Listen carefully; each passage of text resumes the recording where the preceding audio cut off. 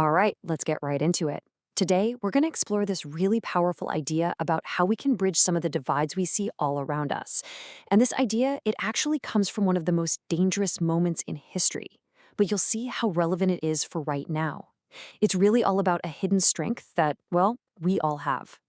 So, I want you to picture this. The date is March 4th, 1861.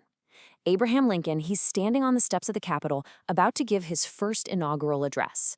And the situation? It is absolutely dire. 7 states have already left the Union. The country is literally, and I mean literally, ready to tear itself in two. Now, in a moment like that, you'd think Lincoln would talk about force or law or punishment, but he doesn't.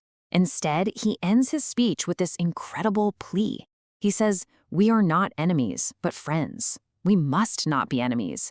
And he wraps it all up with this beautiful, immortal line, an appeal to our shared memories, hoping they'd finally be touched by the better angels of our nature.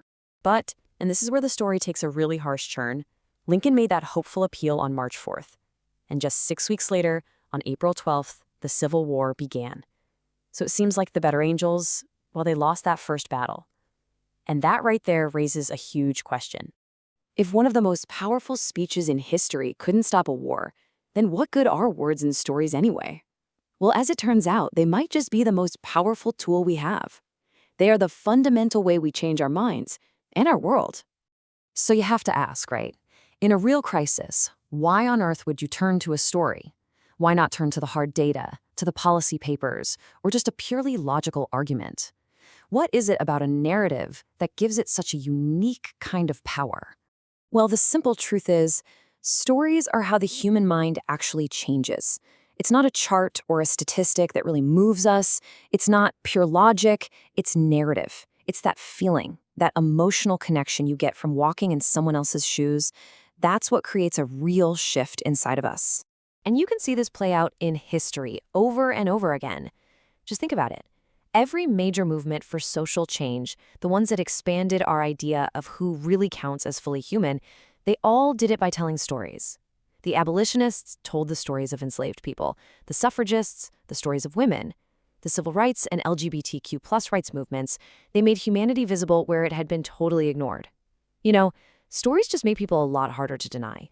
So, you see, these stories are so much more than just entertainment or some way to pass the time.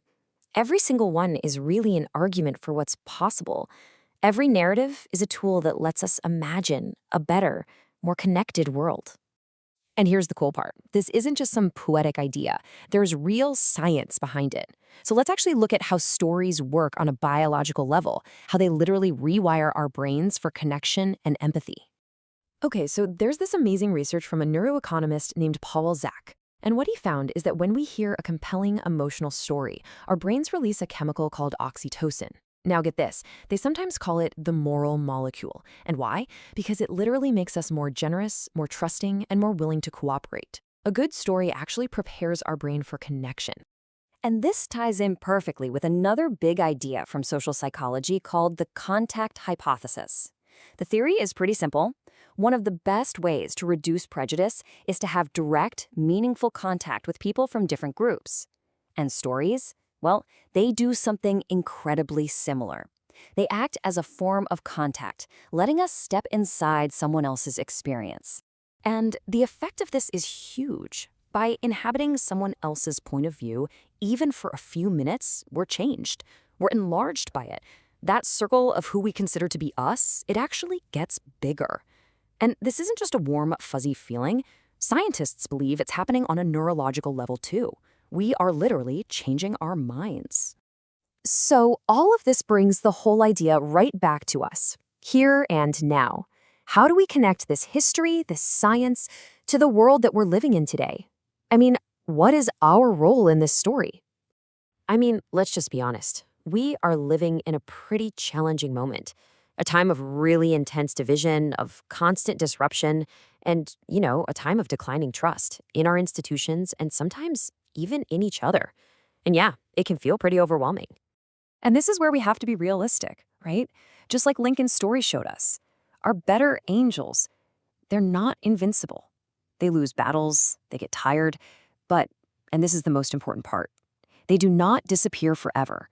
They stick around. So why do they stick around? Because this ability to connect, it isn't some rare, exceptional superpower that only a few people have. No way.